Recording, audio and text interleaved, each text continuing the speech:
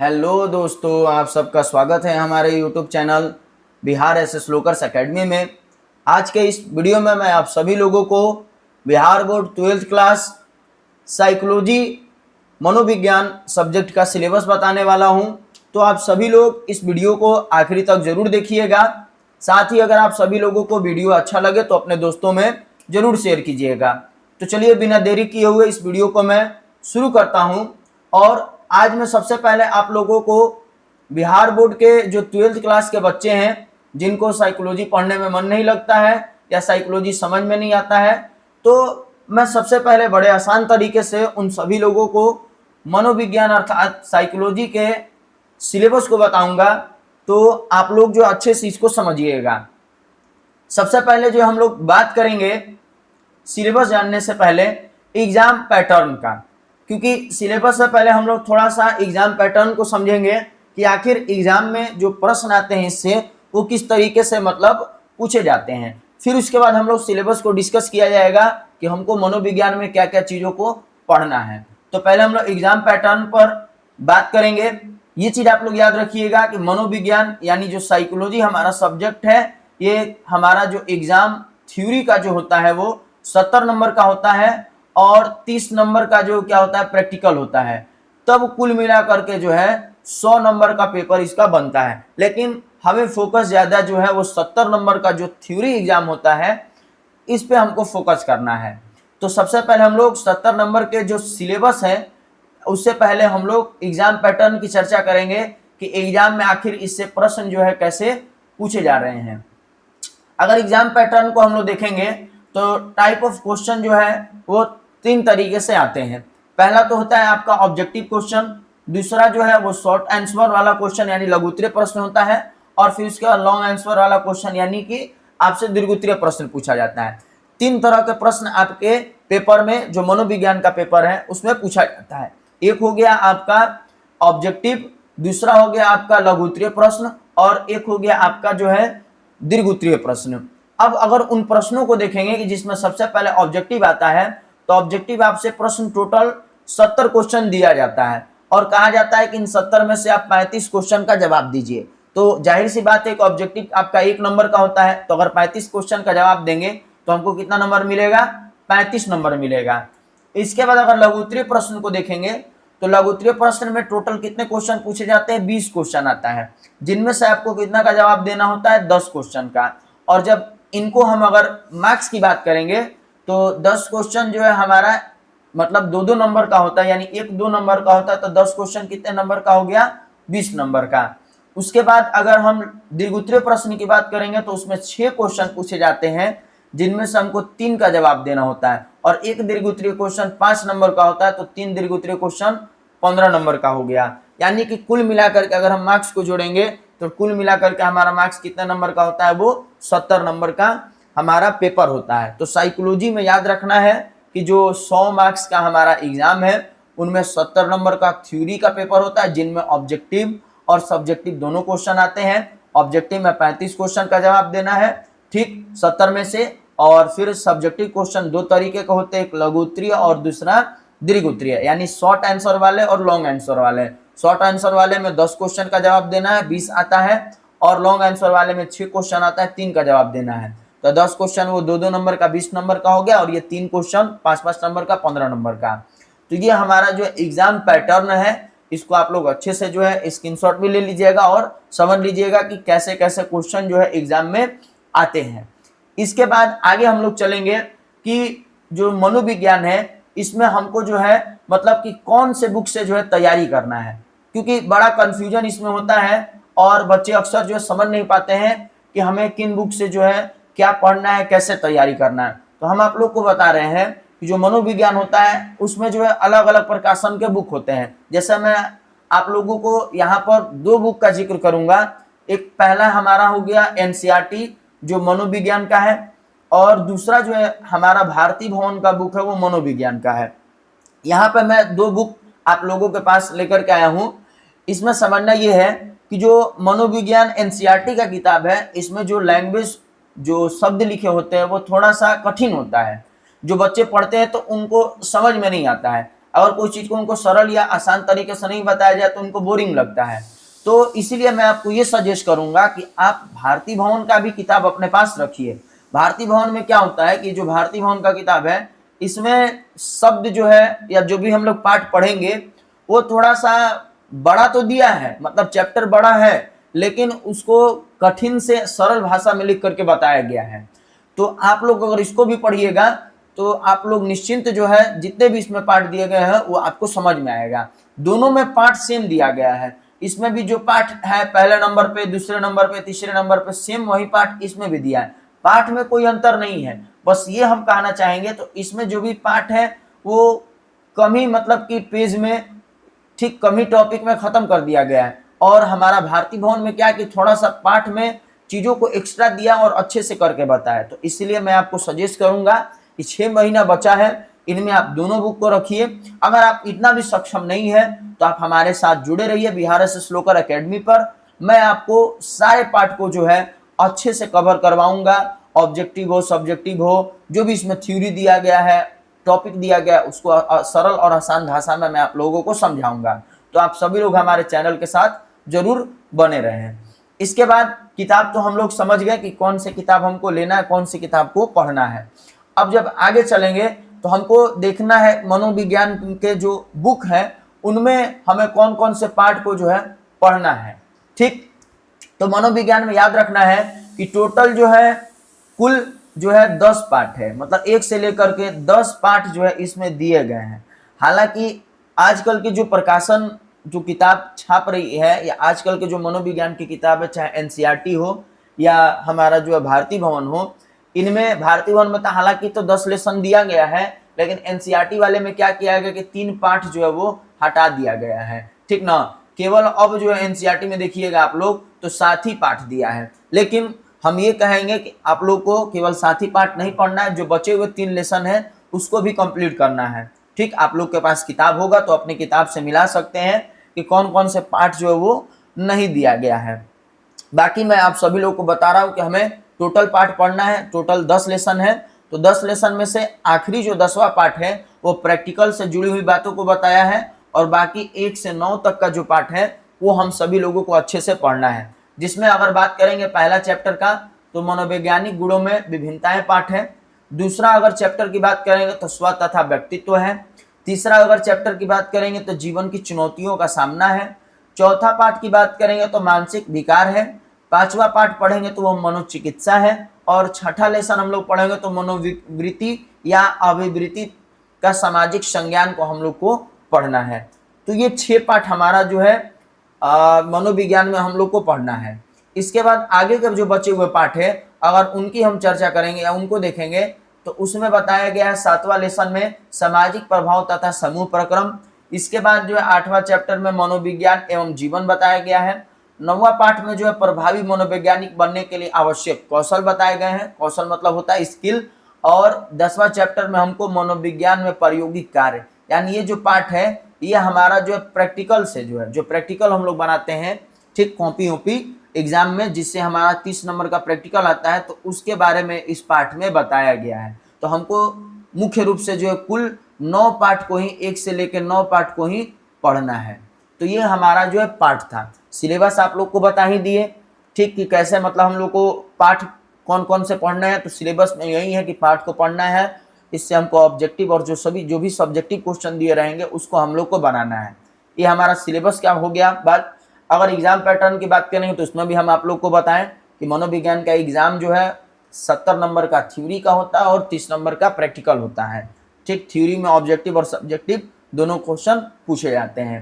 अब आगे जो है हम आप लोग को ये बताएंगे कि जो मनोविज्ञान है जो हम लोग 1 से लेकर के 10 क्लास तक हम लोग इसको नहीं पढ़ते हैं, या हमें जो है हमारे सिलेबस में जो है जो बिहार बोर्ड का सिलेबस है या मतलब कि कहीं भी हम लोग पढ़ते हैं तो मनोविज्ञान जो है 1 से लेकर के जो 10 तक मैट्रिक तक का हम पढ़ाई करते हैं तो उसमें नहीं दिया रहता है।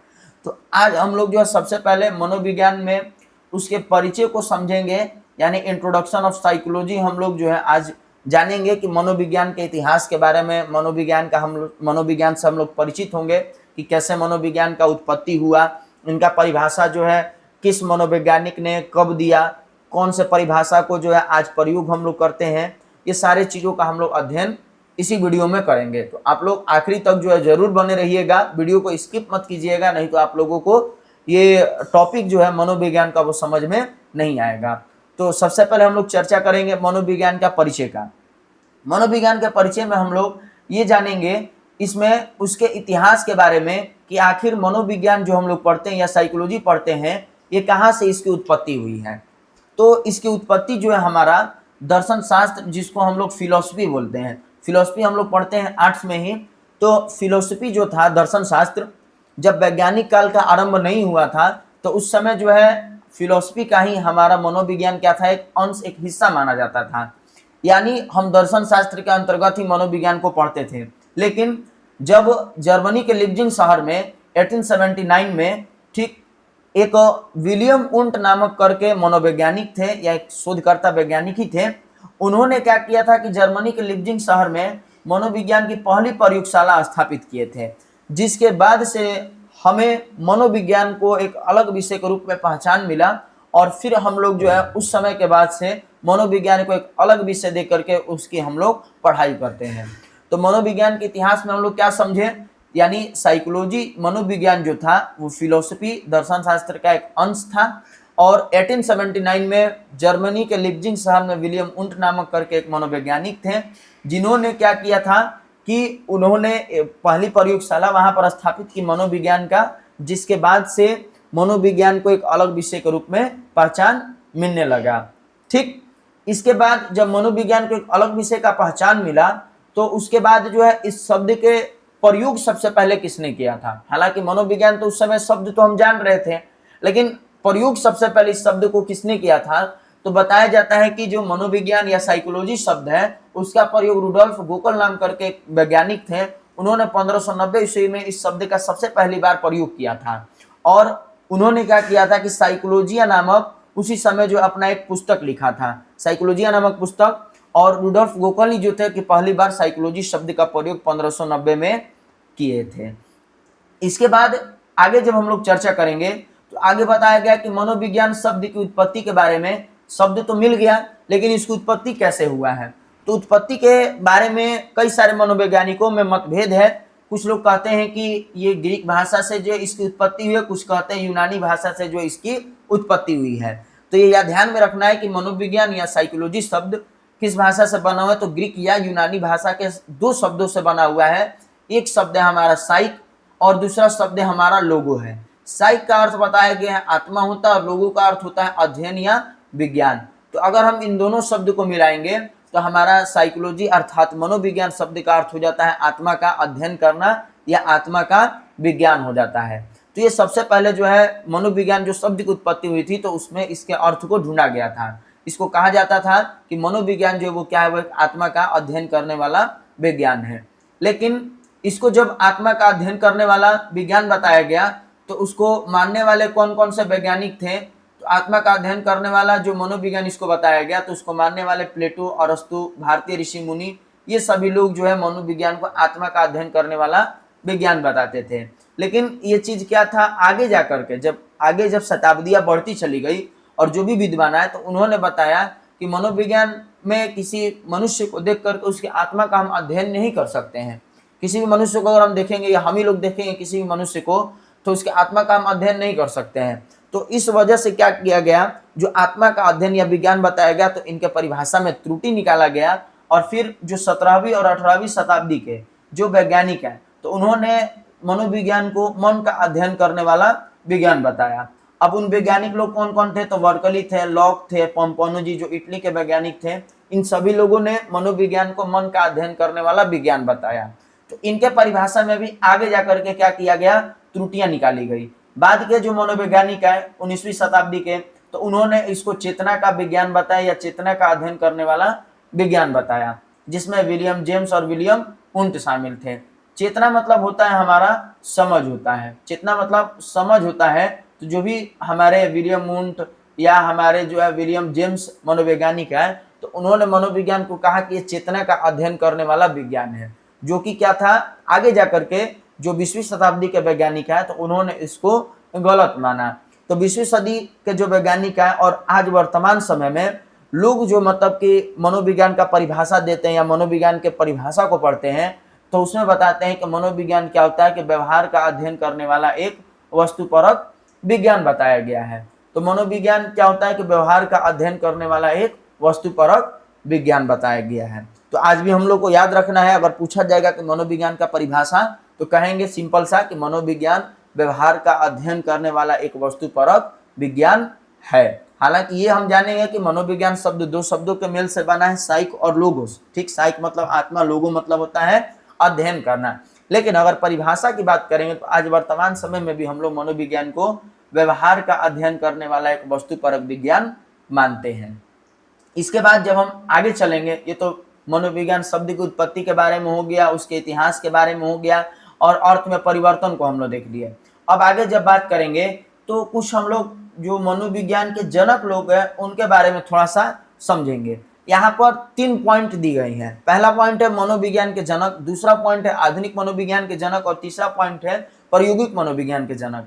अगर हम बात करेंगे मनोविज्ञान के जनक का, तो मनोविज्ञान के जनक कौन है? विलियम जेम्स है। ठीक ना, मनोविज्ञान के जनक कौन है? विलियम जेम्स है, याद रखना है।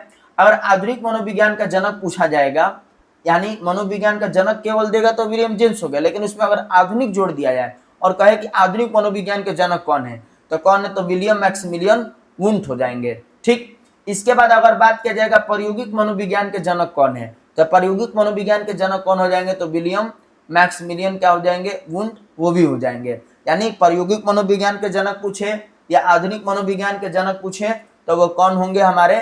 तो विलियम वुंट होंगे या विलियम मैक्सिमिलियन वुंट। और केवल मनोविज्ञान का जनक पूछेगा तो वो कौन होंगे? विलियम जेम्स होंगे। ये विलियम जेम्स है और ये हमारे जो विलियम मैक्सिमिलियन वुंट है। तो बात आप लोगों को समझ में आ गया। इसके बाद कुछ थोड़ा सा हम लोग जो है जो साइकोलॉजी मनोविज्ञान पढ़ते हैं तो उनमें कुछ जो है मतलब कि दिया जाता है कि संप्रदाय होता है या फिर कह सकते हैं कि कुछ जैसे जनक लोग हैं।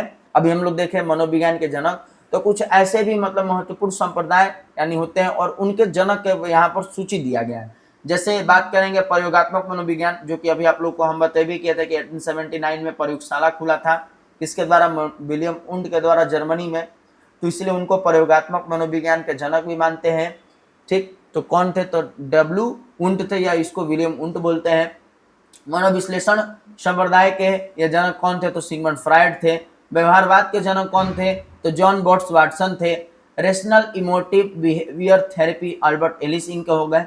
ठीक, उसके बाद संज्ञानात्मक चिकित्सा की बात करेंगे तो बैक होंगे, ऑरेन टी बैक। संज्ञानात्मक मनोविज्ञान के जनक जो है नाइजर हो गए। उसके बाद गेस्टाल्टवाद या गेस्टाल्ट चिकित्सा के जो जनक हो गए फ्रिटज पल्स हो गए या लारा पल्स हो गए।